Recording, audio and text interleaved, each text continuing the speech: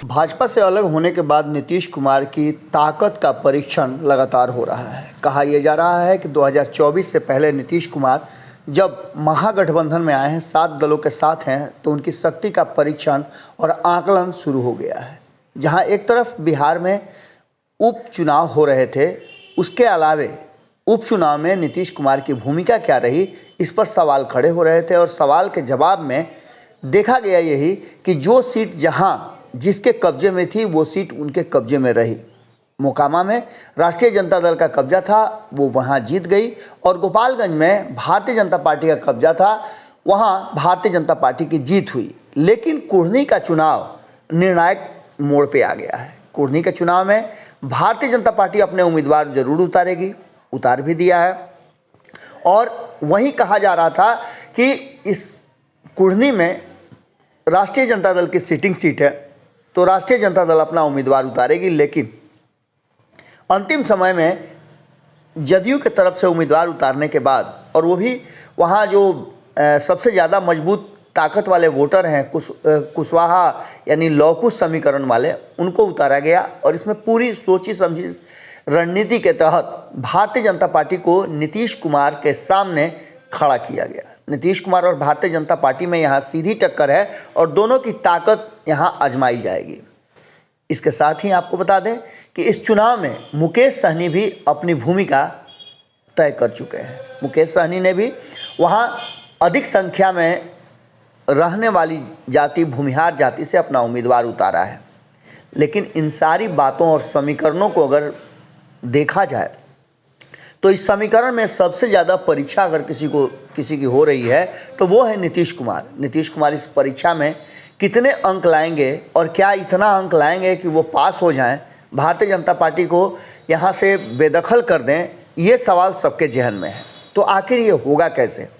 तो सबसे पहली बात तो ये कि जातीय समीकरण के आधार पर आप जानते हैं कि एक समाज ऐसा है जो अब तक नीतीश कुमार के साथ पूरी मजबूती के साथ खड़ा रहा है और इसी के बदौलत नीतीश कुमार 17 सालों से बिहार के मुख्यमंत्री हैं, चाहे गठबंधन कोई भी हो। यह है लौकुश समीकरण। इस बार लौकुश समीकरण को नीतीश कुमार ने उपेंद्र कुशवाहा को अपने साथ ला करके और मजबूत कर दिया है। और उपेंद्र कुशवाहा एक मजे हुए संतुलित नेता हैं जो बोलते कम हैं और काम ज़्यादा करते हैं। इन सारी बातों को लेकर के अब पूरा दाव उपेंद्र कुशवाहा पर लगा हुआ है, क्योंकि कुशवाहा वोटरों में कोई भी डिवीज़न नहीं होने जा रहा है। अब बाकी के समाज में आप समझ लीजिए कि मुकेश सहनी ने भूमिहार उम्मीदवार उतार दिया। इसके चलते सहनी समाज काफ़ी नाराज़ है और कई सहनी उम्मीदवार मैदान में उतर गए हैं। इन सारी बातों के शेखर सहनी ने तो खुल करके विरोध कर दिया है। जहां एक तरफ राष्ट्रीय जनता दल का, वहीं मुकेश सहनी के वोट बैंक में उनकी बड़ी सेंधमारी शुरू हो चुकी है।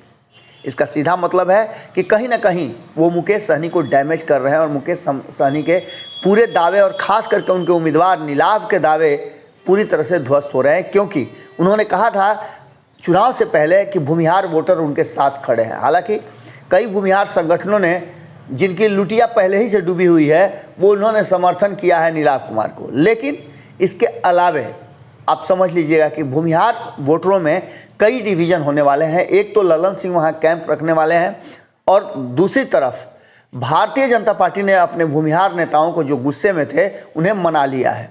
इसका सीधा मतलब है कि नीलाव कुमार का वोट बैंक दरक गया है। अब इन सब के बीच अब देखिए कि MY समीकरण में भी सेंधमारी हो गई है। लेकिन एक ऐसा समीकरण है जिसमें कोई सेंधमारी नहीं होनी है और उपेंद्र कुशवाहा के हाथ में उस वोट को अपने पाले में लाने का पूरा मादा है। मेरी बात उपेंद्र कुशवाहा से जब हो रही थी, ऑफ द रिकॉर्ड उन्होंने बहुत सारी बातें कही। साथ ही उन्होंने ये भी बात कही कि वो जल्दी ही कुढ़नी में जा रहे हैं, उनका कार्यक्रम है और कुढ़नी में वो इस पूरे चुनाव में ऐसा कुछ करेंगे। और उनके समाज के लोग इस बात को जानते हैं कि नीतीश कुमार के हाथ में बिहार का रहना कितना ज़रूरी है। इन सारी बातों को लेकर के उपेंद्र कुशवाहा पर सारा दारोमदार है और उपेंद्र कुशवाहा कहीं ना कहीं कुशवाहा वोटरों को एकजुट रखने में हमेशा कामयाब होते रहे हैं। इस बार भी कुढ़नी की लड़ाई में अगर जीत हार का फैसला होता है और परिणाम जदयू के तरफ जाता है तो इसमें सबसे बड़ी भूमिका उपेंद्र कुशवाहा की होगी, इससे इनकार नहीं किया जा सकता है। बहुत सारी समीक्षाएं आपने देखी, बहुत विश्लेषण देखे होंगे, लेकिन उपेंद्र कुशवाहा के नाम पर और उपेंद्र कुशवाहा के वोट बैंक पर जो विश्लेषण भारत लाइव कर रहा है, इसके बाद से आप ये देखिएगा कि ये चर्चा का विषय बनने वाला है और कहीं ना कहीं इस चुनाव में उपेंद्र कुशवाहा की भूमिका सबसे बड़ी होने वाली है। जुड़े रहेगा भारत लाइव के साथ, खबरों का सिलसिला लगातार जारी। अगर ये वीडियो पसंद आई और वह बिहार के राजनीति और बिहारियत से सरोकार रखेनी तो सब्सक्राइब बटन दबा के चैनल के सब्सक्राइब कर ली। ओजे एगो घंटी बा, ओकरा बटन दबा देला से कुल सटीक और मारक खबर रुआ मुफ्त में मिल जाई। अगर रुआ पत्रकारिता के हमनी के नया प्रयोग में सहयोग कर चाहतानी तो ज्वाइन बटन दबा दी। पेटीएम नंबर नोट कर ली 9386816700। धन्यवाद।